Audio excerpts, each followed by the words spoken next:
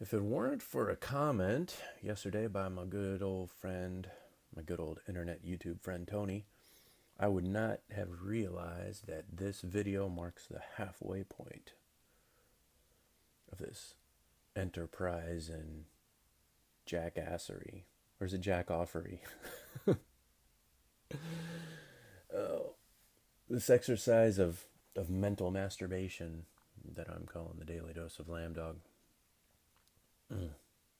Funny thing about halfway points, there's a there's a difference in halfway points. And I do this because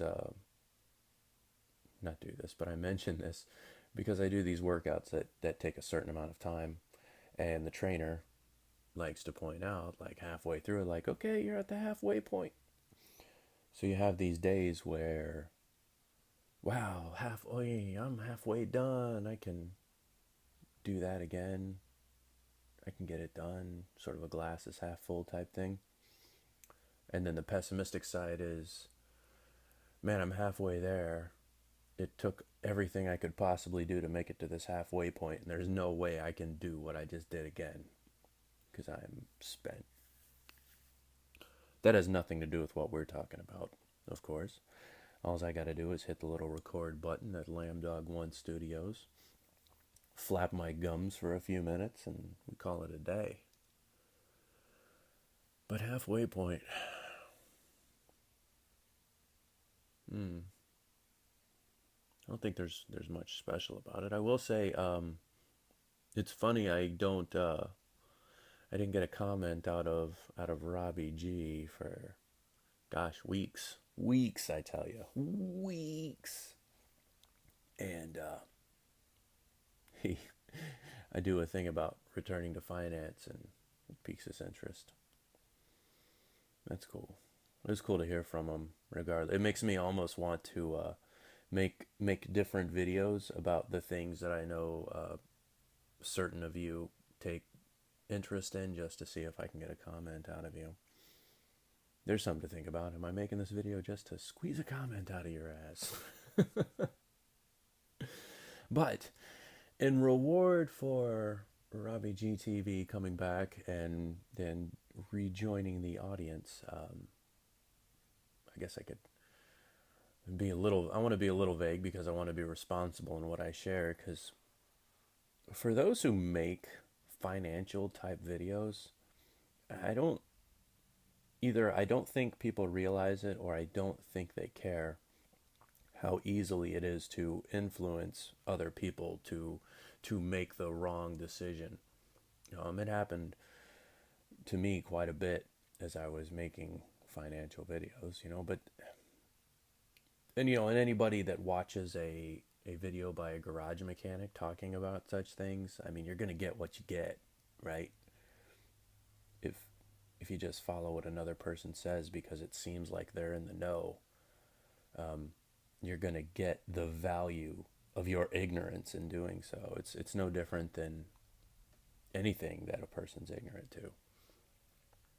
So I've learned to be much more cautious in what I share, what I even mention, and anything that I do go with on this. I'm going to be much more careful that I don't even construe like investment opportunities or my endorsements of certain things, because I'm not going to be responsible for that, and I'm not going to encourage anyone else to be responsible for somebody else's actions.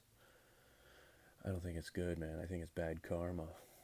It's real bad karma, especially in this day and age. But I opened up a new brokerage account, and why I did that is beyond me. It was I don't know, it was like an exercise in futility to try to return to a certain market instead of going with what I spent. Oh man, I probably spent a good year in intensive, um, back tracing. Is that the word for it? And research for a particular market. And I decided to go ahead and get back in it after a bit of a hiatus. And what do? I do what's called style drifting. Style drifting is when you have a system worked out and things make sense to you in a certain way, and for some bizarre reason, after all that, you decide to go and do something else. So it was a weird feeling, and I decided not to style drift. Decided to go back home to mama, to what I thought would work. So that's that. I don't know. That was for Robbie G. I did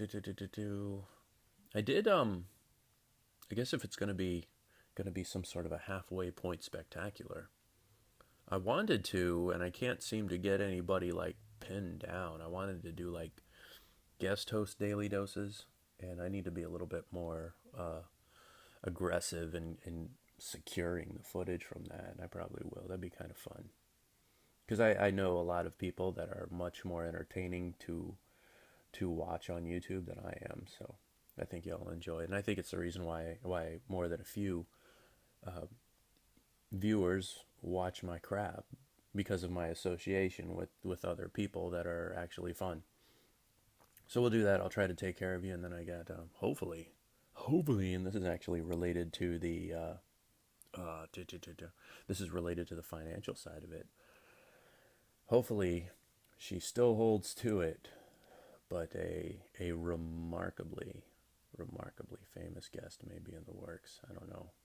I don't know how it'll work out. I got to reach out there, but it'll be worth it to stick around. The one thing I can warn you, I don't know if y'all remember or not, but while I am doing this two jobs thing, I mean, it's really going to take up a great deal more of my time. So the subject matter is going to be related to those sorts of things.